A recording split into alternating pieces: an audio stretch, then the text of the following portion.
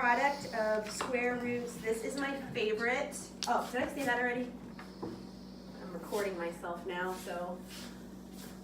All right, I love simplifying square roots. Maybe because I love justice, you know? And I love to see, well, maybe it isn't justice if you get out of jail. I guess it can be if you were innocent. Let's pretend all these numbers, which obviously numbers would be innocent. Some of them are, some of them aren't. Only the good ones get out. That's why I love math. In real life, do you know how like 10% of the people in jail are innocent? Isn't that horrible? That means there's a lot of guilty people outside of jail, which is also very scary. Anyway, not in math. In math, it's perfect. Only the people that are supposed to get out, get out. So, what am I talking about? Square roots, we want to simplify them. We want, like, this is easy, right? Square root of 81 is 9. But what is the square root of 75? Can we simplify that? Or is that as simple as it gets? It's not one of our perfect squares, so what do? Here's the exciting part. Within 75, there are perfect square factors. Did you know that? So, there's 2 ways to get out of jail, radical jail, okay? You can, and it rhymes, so that's awesome. You can either be a pair or a perfect, somebody? Pair. Square, perfect square. Pair or perfect square. So what does that mean? I'm gonna break up this number 75. How would I, if we do a little factor tree, how could I break that up? 5. And that would give you, just 2. a Or no, it 5 would give you and 12. 5, no. Yeah. 5 and 13. 15? 13. Oh, 15. 13. 15, just go with me here. Because 5, Oh yeah, never mind. yeah, okay. So then we would break 15 up again to 5 and 3, right? Do you see a pair in there?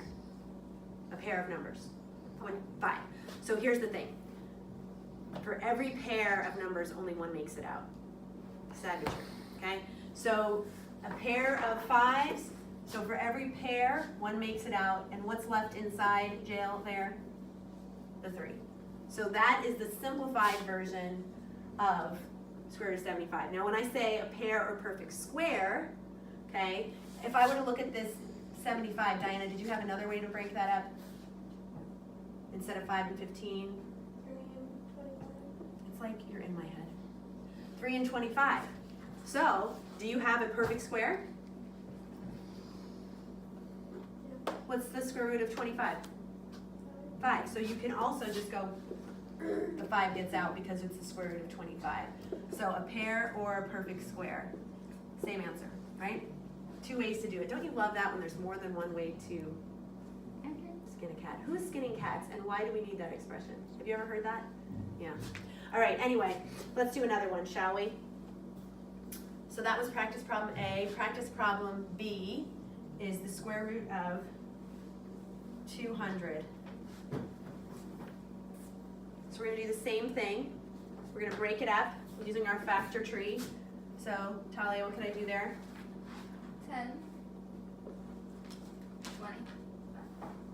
Okay, just keep going. 2 and 5, 4 and 5, 2 and 2. Okay, so my prime factors here, I've got the 5, the 2, and circling them is always a good idea because you don't want to get lost in all those numbers. Okay, so for every pair, 1 comes out. Remember that. So what can I take out? Gavin, what can I take out of that? You got the 2 and a 5. Yeah, here, we take out 1, 2, and 1, 5, and you multiply them together. That's what's on the outside. And what's left in? 2 and 4. The 4 isn't circled? Oh no. Yep. Just the 2. Just the 2. So I get 10 root 2. Now that's using a pair. Once you start doing these over and over, maybe extra in your spare time just for fun, you'll see, is there another way to break up that 200, Diana? See if you can get in my head again. How? 200. Girl, you did it. Then, what would you do? 250. No. We would stop right there because what did you find? 10, A perfect square. So once you find a perfect square, you can just take out the square root. 10 root 2. Which one do you like better? Okay, we're always going for easier, but so if you can think of a perfect square factor, do that. Does that make sense? Was that fun, or was it just me? Don't answer that. Okay,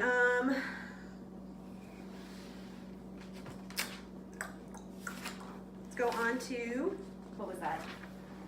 Was that 63? 63. I never changed the number? Nope. Oh my gosh, you guys. Cut!